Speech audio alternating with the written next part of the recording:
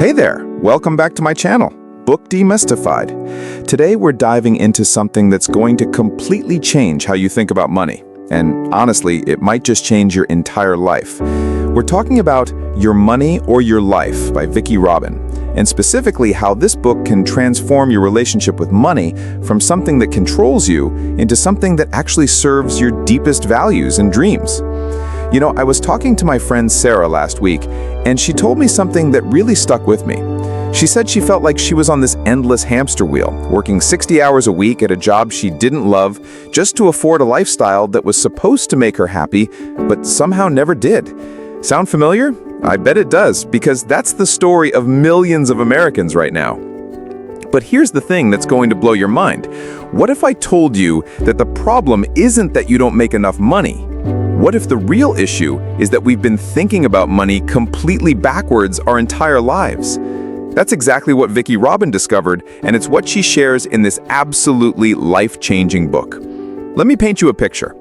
Imagine waking up tomorrow morning, and instead of immediately checking your bank account with that familiar knot in your stomach, you feel completely at peace with your financial situation. Not because you've won the lottery or gotten some massive raise, but because you've fundamentally shifted how you relate to money itself. You've stopped seeing money as this mysterious, stressful force that controls your life, and you've started seeing it as what it really is, a tool that can help you live according to your deepest values and dreams. This transformation isn't just some feel-good fantasy. It's exactly what thousands of people have experienced using the principles in this book. And the beautiful thing is, it doesn't matter if you're making $30,000 a year or $300,000 a year. This approach works because it's not about the amount of money you have, it's about completely reframing your relationship with money itself. So let's start with the first big revelation that Robin shares. She says that most of us have never actually stopped to think about what money really represents in our lives. We think about it as this abstract number in our bank account or as something we need more of to be happy. But here's the truth that's going to shift everything for you. Money is actually your life energy converted into a medium of exchange. Think about that for a second. Every dollar you earn represents a piece of your life, your time, your energy, your skills, your attention that you've traded for money. When you look at that $50 dinner you had last weekend, you're not just looking at $50, you're looking at the hours of your life that you spent earning that money. If you make $20 an hour after taxes, that dinner cost you 2.5 hours of your life energy. Now, this might sound depressing at first, but actually it's incredibly liberating. Because once you start thinking about money this way, you begin to make much more conscious choices about how you spend it. You start asking yourself, is this purchase really worth the hours of my life I'm trading for it? And often, the answer is no. I remember when this concept first clicked for me. I was standing in Target about to buy some random home decor items that I thought would make my apartment look better. But then I calculated how many hours I'd have to work to pay for all this stuff, and I realized I was about to trade an entire day of my life for things that would probably end up in a closet within 6 months. I put everything back and walked out of the store feeling more empowered than I had in months. But here's where it gets really interesting. Robin doesn't just want you to calculate the life energy cost of your purchases. She wants you to go deeper and ask yourself what you're actually trying to get from money. Are you trying to buy security? Are you trying to buy status? Are you trying to buy happiness? Are you trying to buy freedom? For most Americans, the answer is some combination of all of these things. We work long hours at jobs we don't love because we think that making more money will give us the security, status, happiness, and freedom we're looking for. But here's the paradox that Robin discovered. The more we chase money for these reasons, the further away we get from actually having them. Let me give you a perfect example. Take someone like Mike, a software engineer in Silicon Valley. He makes $150,000 a year, which sounds like a lot, right? But he's working 70 hours a week, he's stressed out constantly, he barely sees his family, and he's spending most of his income on an expensive apartment, a fancy car, and eating out every night because he's too exhausted to cook.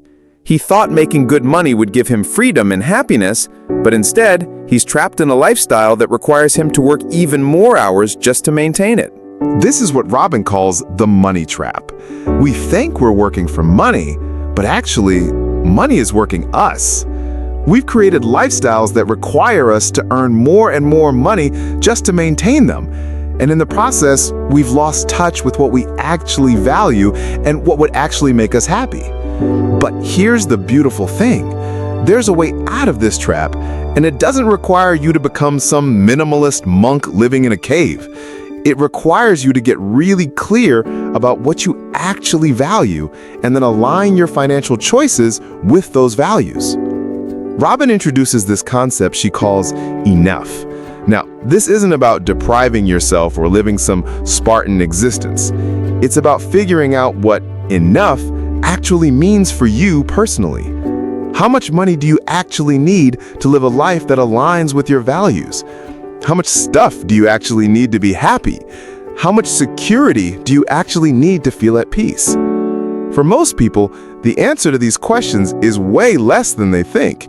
We've been conditioned by advertising and social media to believe that we need more and more stuff to be happy.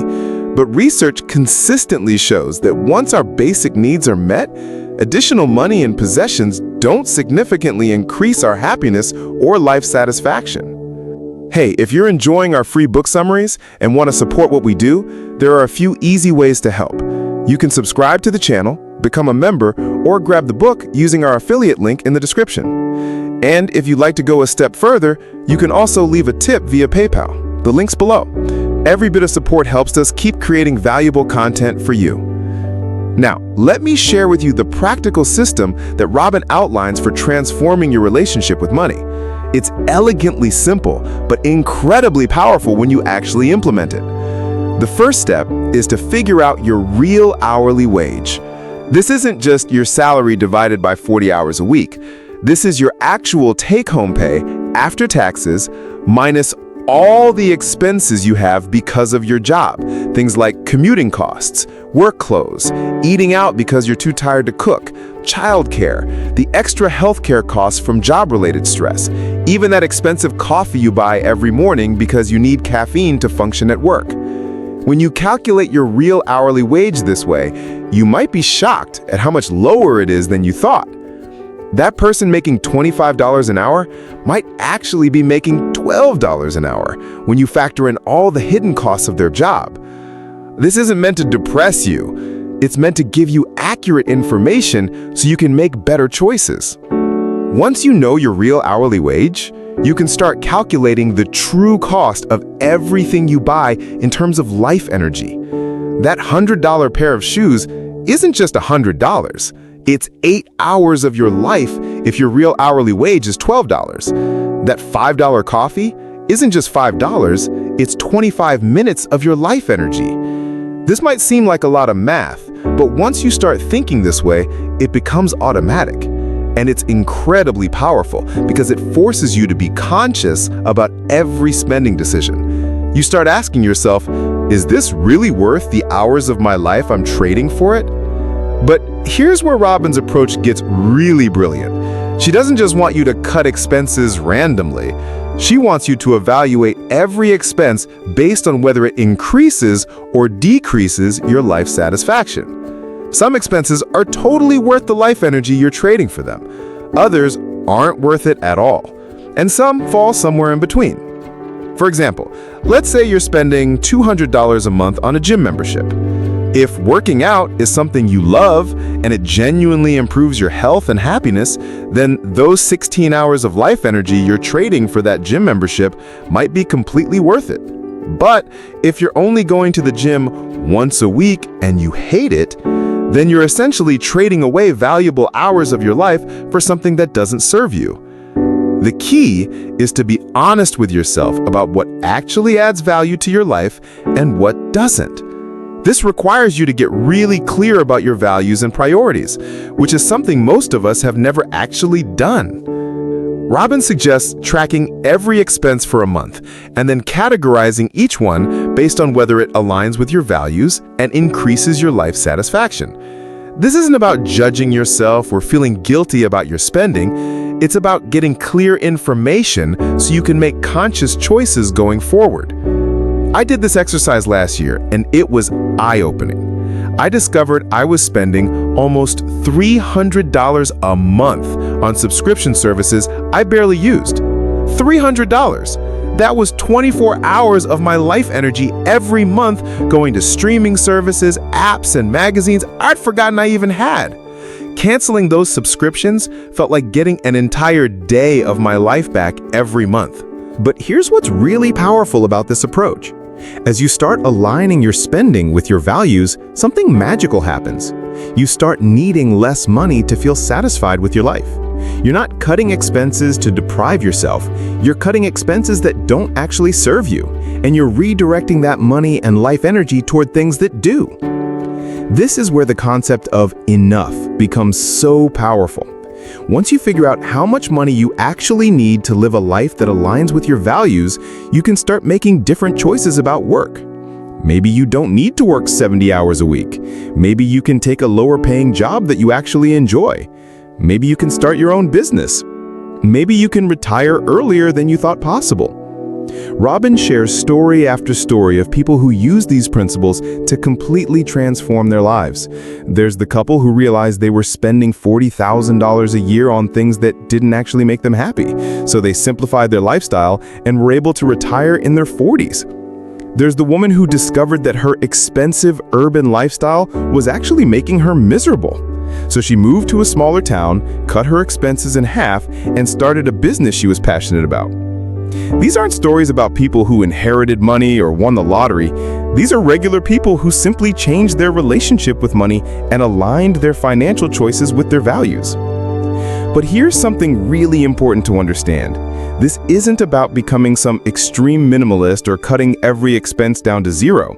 This is about being conscious and intentional about your relationship with money. Some people might discover that having a beautiful home is really important to them, and they're willing to trade life energy for mortgage payments and home improvements. Others might discover that experiences are more important to them than possessions, so they choose to spend money on travel rather than stuff. The key is that you're making these choices consciously, based on your actual values, rather than just following the script that society has given you about what you're supposed to want. Robin also talks about something she calls gazingas pens. These are items that you buy compulsively, usually because you think they'll make you happy or solve some problem in your life, but they never actually do. For some people, it's clothes. For others, it's books or electronics or kitchen gadgets. We all have our gazingas pens, those things we keep buying even though we already have plenty of them. The beautiful thing is that once you start calculating the life energy cost of your purchases, you naturally start buying fewer gazingas pens. You realize that you're trading away precious hours of your life for things that don't actually increase your happiness or life satisfaction. I used to be terrible with this. I would buy books constantly, telling myself I was investing in my education, but I already had a huge stack of unread books at home. Once I started thinking about each book purchase in terms of life energy, I realized I was trading away time I could have spent actually reading the books I already owned. Now I use the library for most of my reading, and I only buy books that I know I'll reference multiple times. Now here's where Robin's approach gets really transformative. She doesn't just want you to spend less money, she wants you to think differently about work and income too. Most of us have been taught to think about work as this thing we have to do to earn money, and then we use that money to buy the things we think will make us happy. But what if you could flip that script? What if, instead of working a job you don't love to earn money to buy things that don't actually make you happy, you could work less at a job you do love, spend less money on things you don't actually need, and have more time for the things that actually matter to you? This is where the concept of financial independence becomes really interesting. Robin isn't talking about becoming a millionaire so you can buy whatever you want. She's talking about reaching a point where you have enough money saved and invested that you could live off the investment income if you wanted to. But here's the twist. Because you've simplified your lifestyle and figured out what enough actually means for you, you need way less money to reach financial independence than you might think. Let me give you some numbers to make this concrete. The traditional advice says you need about 25 times your annual expenses saved to be financially independent. So if you spend $60,000 a year, you'd need about $1.5 million saved. That might seem impossible, but remember, we're not talking about maintaining a $60,000 lifestyle. We're talking about maintaining a lifestyle that actually makes you happy and aligns with your values. What if by eliminating expenses that don't serve you and being more intentional about your spending, you could live happily on $30,000 a year? Suddenly, you only need $750,000 to be financially independent. That's still a lot of money, but it's much more achievable, especially if you're saving more money because you're spending less on things you don't actually need. But here's the really beautiful part. You don't have to wait until you have enough money saved to start living this way. The moment you start aligning your spending with your values, you start feeling more free, more in control of your life. You stop feeling like money is this mysterious force that controls you, and you start seeing it as a tool that can help you live according to your priorities. Robin shares her own story of how she went from being a high-earning Wall Street professional who was miserable and stressed out all the time to someone who was able to retire in her 30s and spend her time doing work she was passionate about. She didn't do this by earning more money. She did it by completely changing her relationship with money and figuring out what enough actually meant for her. The thing that really strikes me about her story is that she didn't become some hermit living in a tiny cabin. She just became very conscious about what she actually valued and what would actually make her happy, and then she aligned her financial choices with those values. She discovered that she didn't need an expensive apartment in Manhattan or designer clothes or fancy restaurants to be happy. She needed meaningful work, good relationships, and the freedom to spend her time on things that mattered to her. This is something that any of us can do, regardless of our current income or financial situation. You don't need to be making six figures to start implementing these principles. You just need to be willing to think differently about money and to get really honest about what you actually value. One of the most powerful exercises Robin suggests is to imagine that you only had 5 years left to live. How would you spend your time? What would actually matter to you? Would you spend those 5 years working overtime to afford a bigger TV? Would you spend them shopping for clothes you don't really need? Or would you spend them with people you love, doing work that matters to you, and having experiences that enrich your life? This isn't meant to be morbid. It's meant to help you get clear about what you actually value. And once you're clear about your values, you can start making financial choices that support those values rather than undermining them. Here's another way to think about it. Every time you spend money on something that doesn't align with your values, you're essentially voting for a life you don't actually want. Every time you spend money on something that does align with your values, you're voting for the life you do want. Your spending is your voting, and you get to vote every single day. Robin also talks about the importance of gratitude in transforming your relationship with money. She points out that most of us focus on what we don't have rather than appreciating what we do have. We're constantly comparing ourselves to people who have more money or more stuff, and this comparison makes us feel like we need more to be happy. But when you start practicing gratitude for what you already have, something shifts. You start to realize that you actually have enough. You might not have everything you want, but you have enough to be happy and to live a meaningful life. I started keeping a gratitude journal last year, and it's been amazing how this simple practice has changed my relationship with money. Instead of constantly thinking about what I want to buy next, I find myself appreciating things I already have. Instead of feeling jealous of people who have more expensive things, I feel grateful for the abundance that's already in my life. This shift in perspective is incredibly powerful because it breaks the cycle of always wanting more. When you're grateful for what you have, you naturally want less. And when you want less, you need less. And when you need less money, you have more freedom to make choices about work and life that align with your values. Now, I want to address something that some of you might be thinking. You might be wondering if this approach is realistic for people who are really struggling financially. What about people who are living paycheck to paycheck? What about people who have student loans or medical debt? Can these principles really work for everyone? The answer is yes, but with an important caveat. If you're truly struggling to meet your basic needs, then obviously your first priority needs to be increasing your income and getting your basic needs met. But even in that situation, these principles can be incredibly helpful. The exercise of calculating your real hourly wage and thinking of expenses in terms of life energy can help you make better choices about work. Maybe you'll realize that a job that pays slightly less but has a shorter commute or lower stress level is actually better for you financially when you factor in all the hidden costs. The practice of evaluating expenses based on whether they align with your values can help you make better choices about spending even when money's tight.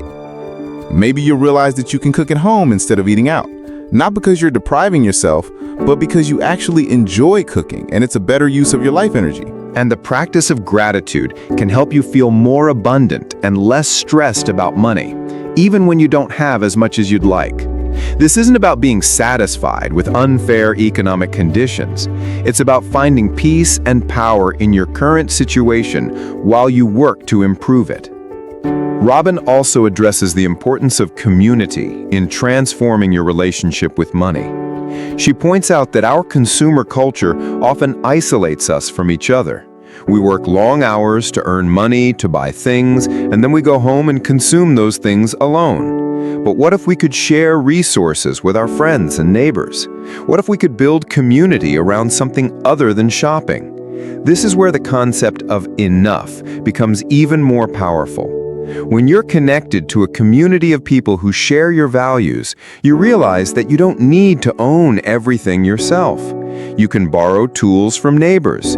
You can share meals with friends. You can organize clothing swaps instead of buying new clothes. You can create entertainment together instead of paying for it. These kinds of community connections don't just save money, they make life richer and more meaningful. They remind us that our relationships with other people are more important than our relationships with our possessions. I've seen this in my own life. Since I started focusing more on community and less on accumulating stuff, I've discovered that I need way less money to be happy. I borrow books from friends instead of buying them. I share tools with neighbors instead of buying my own. I host potluck dinners instead of going out to expensive restaurants. These changes have saved me money, but more importantly, they've made my life richer and more connected. As we wrap up our exploration of this life-changing book, I want to leave you with the core message that Robin wants you to understand. Your relationship with money is really your relationship with life itself.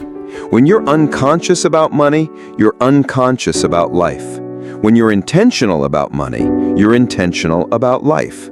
The goal isn't to become wealthy in the traditional sense. The goal is to become wealthy in the sense that matters most. Wealthy in time, wealthy in relationships, wealthy in experiences, wealthy in the freedom to live according to your values.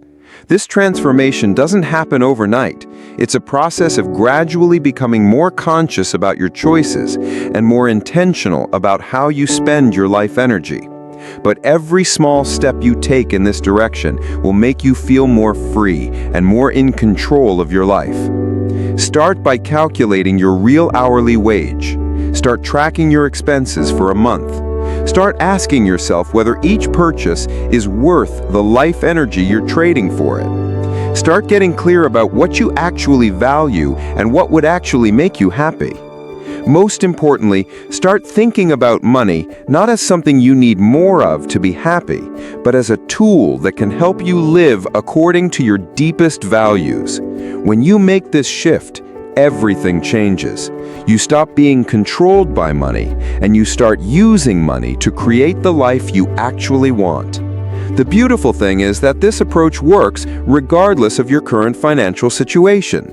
Whether you're making minimum wage or six figures, whether you're just starting your career or thinking about retirement, these principles can help you transform your relationship with money and, by extension, your relationship with life itself.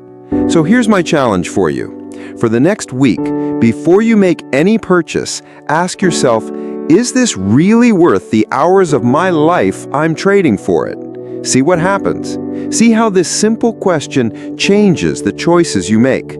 See how it makes you feel more conscious and more intentional about your life.